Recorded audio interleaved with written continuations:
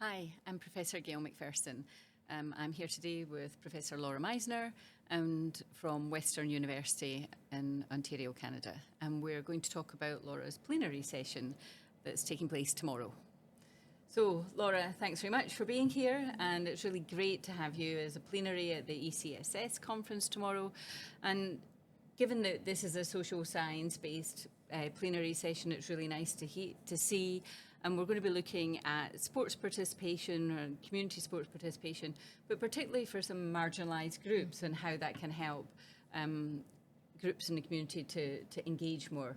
Could you tell us a little bit more about what you're going to talk about? Sure. Well, we've been working together for quite some time now on understanding a bit more about the context of events and sport participation for persons with disability. So looking at how events become these catalysts or potential catalysts for increasing sport participation opportunities. But I think the context of what I'm going to talk about tomorrow is a bit more around the broader structure of where are there issues that still remain. So despite we might have these catalytic opportunities of an event to increase participation, there still remains significant social and cultural and political barriers for people to be able to participate. And often what we're finding is it's downloaded to community organizations to somehow figure out how to get people involved.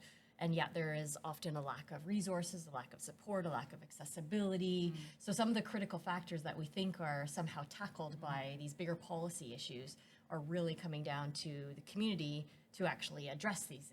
And can they actually address them? I think that's a real critical question that we're not yet really asking enough about, and how do they address these issues? Yeah, I think one of the things that we've looked at in the past is that sometimes organisations, or you have these sports events and it leads to opportunities, but the opportunities are sometimes presented as an equality of opportunity, but not really an equality of outcome.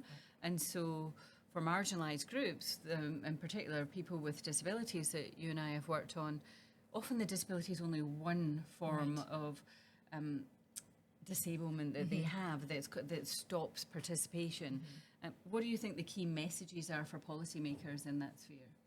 Well, I think that, it's interesting. If we go back to the persons with disabilities perspective of things, that in itself is a huge piece because, again, in policy, we use those terms either in Europe and the UK, disabled person, and Canada, people with disabilities, and we sort of broad blanket everyone and expect that if we put these policies and we put these things in place, then people are all going to be able to participate. And so if we look at even, European sport policy for all, right, it's supposed to address everybody's needs. But the reality is that we have to be thinking more intimately about where in the system are we actually disabling individuals from participating. So not just an issue of a simple access to a facility or being able to, go and have a coach who knows what they're about. There's so many other factors that come into play. And I think politicians need to understand that a bit more broadly.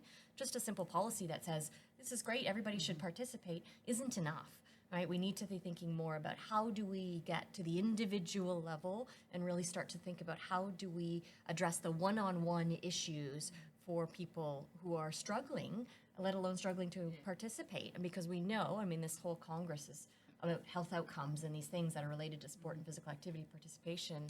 We know there's these wonderful positive outcomes, and yet we do very little to help individuals with these marginalized factors achieve these outcomes. Yeah, absolutely. One of the things we were talking about the other night in the public lecture was that often it's the mundane things that are forgotten about. It's not, we focus on the physical accessibility of venues and parking, but actually it's also the pricing or representation of a coach that you look and see that they can accommodate you or they're like you, and we're missing that in the sort of coaching structure. Sometimes they may say we can accept people with a disability or help coach, but there aren't these role models in coaching the way that there are for able-bodied sports. So there's still a way to go in some of these things. And I think although they're making inroads, we need to be careful it's not tokenistic, I think, isn't it? Agreed. I think that's what's happening is you're starting to see that, and Canada's got prime examples of these sport policies that have been put in place.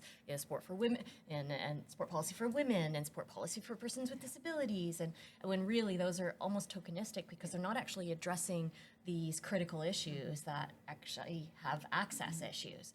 And I think the other thing that's coming up for us in Canada, and I know it's happening here in the UK and throughout Europe, is issues around safety in sport participation and the context of what do we mean by feeling safe in participating in sport is actually quite different for individuals with disabilities. There's a whole other set of broader issues that we need to address. What does support services look like for an individual who needs to move from a chair into their sport chair? Who's helping? How does that look, right? And the whole volunteer element of it. So there's all these other, critical underlying issues that we sort of aren't quite addressing yet if we want people to feel safe and welcomed in the sport and physical activity environment. And I don't know how we get at that, to be fair. There's a lot. One of the things that came out from a report that Liz, Caroline, Richard Davison and I were working on was about, in Scotland anyway, was just some of these issues around safety. And I thought, what if we change the attitude towards that? So we wouldn't let a coach children if they hadn't done what we call the PVG check here. So they have to do a safeguarding course and be approved to coach children. What if we introduced that was you had to have done a course and in order to work with people with disabilities, to understand it, to have, it doesn't have to be, in the same way that the PVG is a beginner one and you do an access to coaching. What if we did this with people with disabilities that are in coaching roles in sports clubs? And yes, people may say, well, we'd never then get everybody through. But it took a while with the safeguarding for children. And this could be a way that we leverage further change and to increase participation in communities.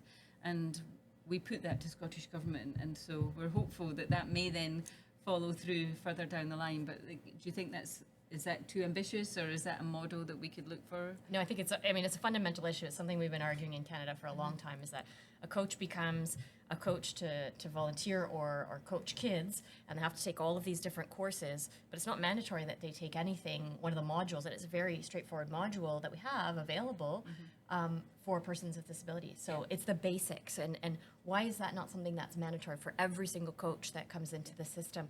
And so there's a lot of discussion and debate about which ones should and shouldn't be mandatory. And I said, well, if someone comes into your club or your facility and you're prepared to do something to make that extra effort that might be needed, and you don't feel instead uncomfortable about that, we've made a huge step in the right direction. And so I agree. I think it needs to be mandatory for everyone who's involved. And just lastly, to finish off, you and I have talked and done lots of work on the mega sports events and influencing and creating sustainable community participation. But we've also looked at the challenge for event owners and them taking a responsibility in creating an environment for a legacy of participation. Do you think it's time that the stuff that we talk about is time to do the right thing, not to just create minimum standards that venues have to have in order to host an event? Do you think we can put more pressure on event owners to say these have to be accessible for everybody and not be taken away after an event moves? Yeah, I think that's something that we've argued for a long time that needs to happen. I think the piece that's missing in that is what's the mechanism, what's the hook that creates the environment where event owners are accountable to that, and that's a problem that we don't really have that hook. There are lots of international organizations that could create that hook and create that environment. To make sure that it's not just the bare minimum of accessibility, that you're actually creating enduring, lasting, sustainable sport participation opportunities. Well, we're going to hear all about this tomorrow in your presentation at the plenary. So thanks very much for speaking today.